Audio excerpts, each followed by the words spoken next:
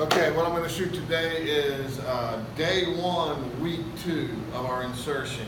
And for us, insertion, the second time we roll through it, which I'm calling it week 2, we go 3 by 1 with everything. And you're going to find out that when we go 3 by 1, we want to keep everything as close to the same as 2 by 2 as possible, except for the one exception of the sprint outs. So let's talk about it real quick. Not a whole lot of difference here. 3 by 1, this would be slot left to us. We're going against a 4 forward look.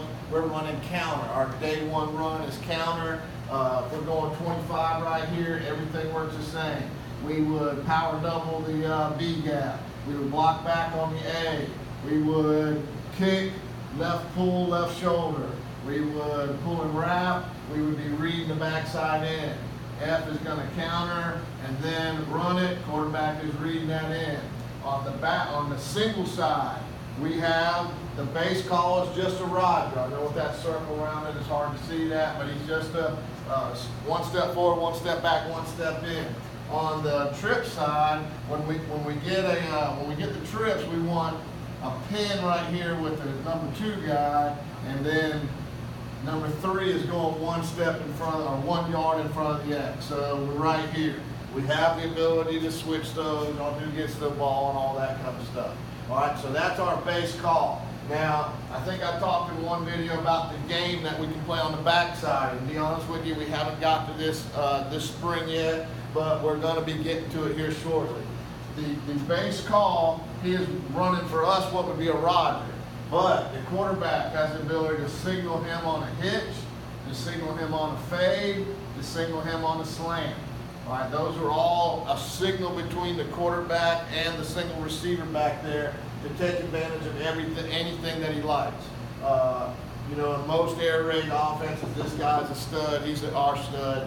And so if we ever want to take advantage of this, especially if they walk this guy over or if they went too high, we would have a lot of grass over here to play around with, and that would be a game that we would play. That's a pre-snap game.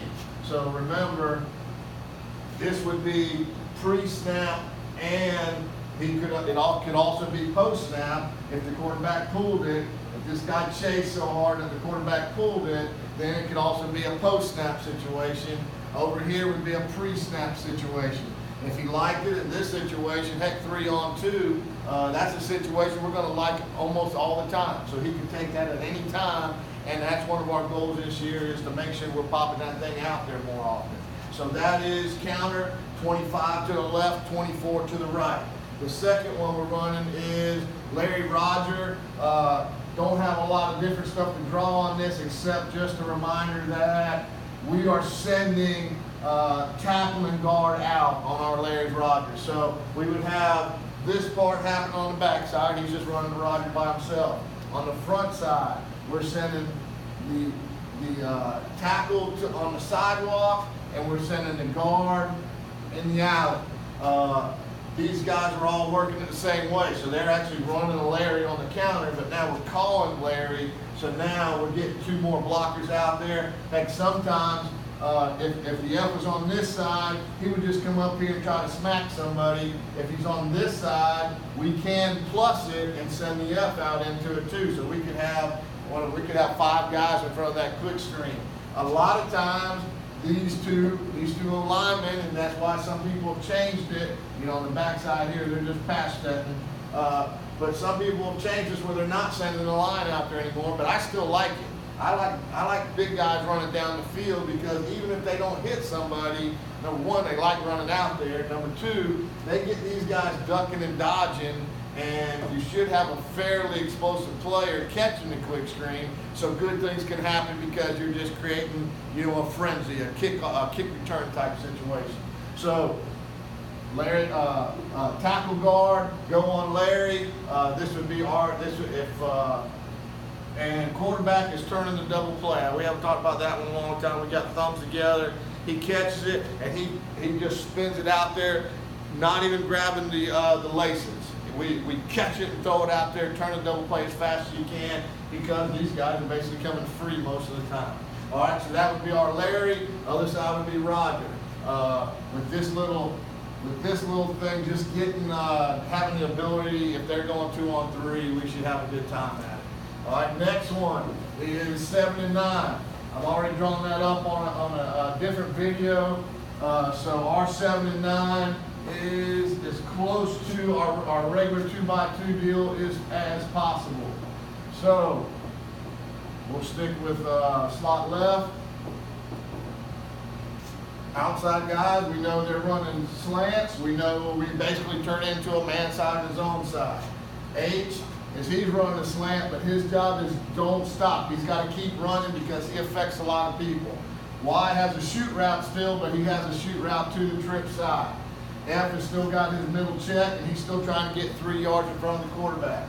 If this was slot left 7, that's the play side, it would go 1, 2, 3, 4 would be the progression. So in the quarterback's head, slant, slant, shoot, check down. It's the exact same progression he has when it's 2x2, so nothing changes there. All right, this would be the 7 side. If we flipped it the other way, it'd be the 9 side.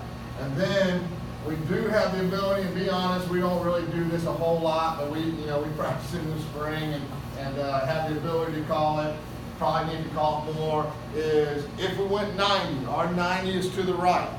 We don't change the outside guys. We don't change the inside guys. Everyone just does their job. So if we called him 90 out of 2x2, he would be on a 10-yard dig. He would have the shallow. He would be on a post curl. He would be on a post. And he would be on a, he would be coming, if we set him on this side of the formation, he would come across and shoot this way. If we had him on this side of the formation, it would be a check-check swing. It's the same progression. Our progression on 90 is shallow, dig, back. Shallow, dig, back. So we're here to here to here. Those are box calls. Well, really, this would end up being number 4. This would be a box call. So, and this is all on a 3-step drop. I know, the gurus would call this a drive concept instead of a shallow concept. We just plunk it all in the same pot. This is shallow to us at a slot left. So this would be slot left 90 to us. All right, so that's week 2, day 1 insertion. Our day 1 plays, but when we go week 2 is when we go 3x1. When we go week 3, the third time we roll through it is when we throw our tags in. Thank you.